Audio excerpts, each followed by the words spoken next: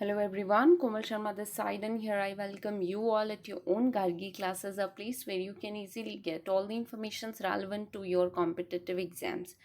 So आज हम उन सारे वर्ड्स वोकैबलरीज को डिस्कस करेंगे जो कि एक्सट्रैक्टेड है from your editorial discussion of Indian express newspaper from today only. It's 11th of June 2021. So let's begin with the first word or term. So your first term here we have is fallout. Fallout के basically दो मतलब होते हैं. The first one is dangerous waste that is carried in the air after a nuclear explosion. कोई भी nuclear explosion जब होता है और उसका जो डेंजरस वेस्ट जब हवा में उड़ता है, ठीक है, तो उसी को कहा जाता है basically fall out. And the another meaning of the term is the effect और रिजल्ट ऑफ समथिंग. मतलब किसी भी चीज़ का इफेक्ट और रिजल्ट जब लास्टली निकल के आता है तो उसको भी फॉल आउट कहते हैं. ठीक है, so this is the term fall out. Now the word we have here is perverse. Perverse is an adjective. Perverse का मतलब क्या होता है? Contrary to the accepted or expected standards. मतलब कोई भी ऐसे standards, कोई भी ऐसे norms जो कि या तो accepted होते हैं या फिर expected होते हैं, ठीक है, तो उन दोनों से जब opposite होती हैं चीज़ें, situation, तो वहाँ पे हम परवर्स वर्ड का यूज़ करते हैं. ठीक है, सो ऑकवर्ड या फिर इलॉजिकल हम इसके लिए सिनोनिम्स यूज़ कर सकते हैं. And the antonyms are while the things are reasonable या फिर कोऑपरेटिव. कोई भी चीज़ एक्सेप्टेड या एक्सपेक्टेड है उसके अकॉर्डिंगली चीज़ें होना, और उसके ऑपोजिट होती हैं चीज़ें, कॉन्ट्रारी होती हैं, तो वहाँ पे परवर्स वर्ड का यूज़ होता है. Right, so use of the word is she found a परवर्स enjoyment from hurting other people. मतलब और लोगों को हर्ट करके शी एन्जॉयज अ लॉट. तो ये बेसिकली कॉन्ट्रारी सिचुएशन होती है. ह्यूमन बींग से एटलीस्ट ये एक्सपेक्ट नहीं किया जा सकता, ना ये एक्सेप्टेड होता है. So they we use the word perverse. Next word we have here is remorse. Remorse is a noun. Remorse का मतलब होता है डीप रिग्रेट और guilt for a wrong committed. आपने कुछ गलत किया है और उस गलत करने पे अगर आपको पश्चाताप हो रहा है, आप गिल्ट में हो, रिग्रेट कर रहे हो, so they we use the word remorse. Remorse का सीधा से हिंदी में मतलब होता है पश्चाताप. ठीक है, सो रिपेंटेंस या फिर गिल्ट हम इसके लिए सिनोनिम्स यूज़ कर सकते हैं. And the antonyms are, antonym is indifference. जब आपको कोई फ़र्क नहीं पड़ता, आपने गलत किया सही किया, doesn't matter.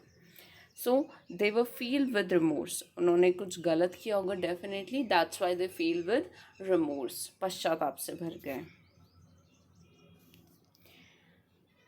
Another word we have here is wokeness. Wokeness is a noun. Wokeness का मतलब होता है state of being aware.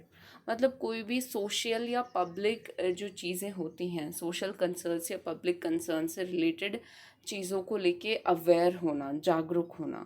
ठीक है, so that state of being awareness is what we call wokeness. ठीक है, सो अराउज्ड या फिर अवेकन्ड हम इसके लिए सिनोनिम्स यूज़ कर सकते हैं. And the antonyms are hypnotized या फिर आप बोल सकते हो unaware, the person who is not aware, careless. So his latest record displays his wokeness. कि उसकी जो लेटेस्ट रिपोर्ट है उससे पता चलता है कि वो पर्सन कितना ज़्यादा जागरूक है, अवेयर है. ठीक है. Another term we have here is grueling work. Grueling का work का मतलब होता है extremely tiring and difficult. कोई भी ऐसा काम जो बहुत ज़्यादा थका देने वाला हो, difficult हो, exhausting हो. ठीक है, सो वहीं पे हम grueling work का यूज़ करते हैं term का. Another term or phrase we have here is doesn't hold water. Doesn't hold water का मतलब क्या हो गया? If an argument or theory does not hold water, it does not seem to be reasonable or be in accordance with the facts. मतलब कोई भी ऐसा argument या कोई भी ऐसा थ्योरी, ठीक है, जो अकॉर्डिंग टू फैक्ट्स और रीजंस ना हो, जिसके फैक्ट्स और रीजंस के बेसिस पे अगर चीज़ें नहीं होती हैं, रीजनेबल चीज़ें नहीं होती, लॉजिकल चीज़ें नहीं होती हैं, तो वहाँ पे हम वर्ड यूज़ करते हैं डजंट होल्ड वाटर. ठीक है, अकॉर्डिंग टू सिचुएशन या अकॉर्डिंग टू फैक्ट्स ना हो कोई चीज़ें, अकॉर्डिंग टू लॉजिक या फिर रीज़न नहीं हो. ठीक है, सो वहाँ पे हम डजंट होल्ड वाटर फ्रेज का यूज़ करते हैं. Next, here we have basically this is a term. It can be an biological term or a geological term. तो इसका मतलब क्या होता है? proximal का situated near to the center of the body or the point of attachment. मतलब कोई भी बॉडी पार्ट या कोई भी हमारा बॉडी ऑर्गन जो कि centre of the body situated होता है या फिर पॉइंट ऑफ अटैचमेंट पे. ठीक है, जैसे शोल्डर से जो हैंड अटैच्ड होता है तो वो जो अटैचिंग पॉइंट होता है वहाँ पे कोई चीज़ होना, कोई पार्ट होना, कोई पोर्शन होना, ऑर्गन होना या फिर सेंटर ऑफ द बॉडी. यही चीज़ अगर जियोलॉजिकल इसको टर्म पे देखेंगे तो सेंटर ऑफ द अर्थ. ठीक है, अर्थ के सेंटर में कोई चीज़ होना is what we call a portion या फिर हम कोई एरिया बोल सकते हैं. तो वहाँ पे हम प्रॉक्सिमल वर्ड का यूज़ करते हैं. प्रॉक्सिमल का जस्ट ऑपोजिट होता है डिस्टल. ठीक है, ये भी बायोलॉजिकल और जियोलॉजिकल टर्म्स में यूज़ होता है. तो डिस्टल का मतलब प्रॉक्सिमल के जस्ट ऑपोजिट होता है. Situated away from the centre of the body, मतलब कोई भी ऐसा पार्ट ऑर्गन, कोई भी ऐसी चीज़ जो बॉडी के सेंटर से दूर हो और from the point of attachment से भी दूर हो. So proximal and distal, these are opposites. Another word we have here is accrue. Accrue is a verb. Accrue का मतलब क्या होता है? Benefit received by someone in regular time. Regularly अगर किसी person को benefit receive हो रहा है, फाइनेंशियली आप देख सकते हो, या फिर किसी भी चीज़ से रिलेटेड अगर कोई बंदा रेगुलरली बेनिफिट रिसीव कर रहा है तो वहाँ पे accrue वर्ड का यूज़ होता है. इसके सिनोनिम्स रिजल्ट या फिर अराइज हम बोल सकते हैं. ठीक है, and the antonym is dull, while the person doesn't receive any kind of benefit, whether that is financial, economical, कुछ भी हो चाहिए.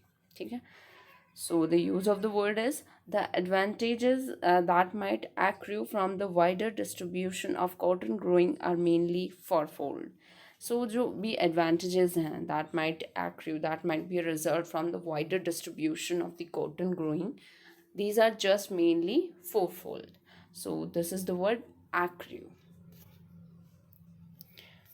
So these are the words for today. Thank you so much. Stay continue with Gargi classes. आपको इस particular session की अगर PDF file चाहिए तो टेलीग्राम पे वो आपको मिल जाएगी.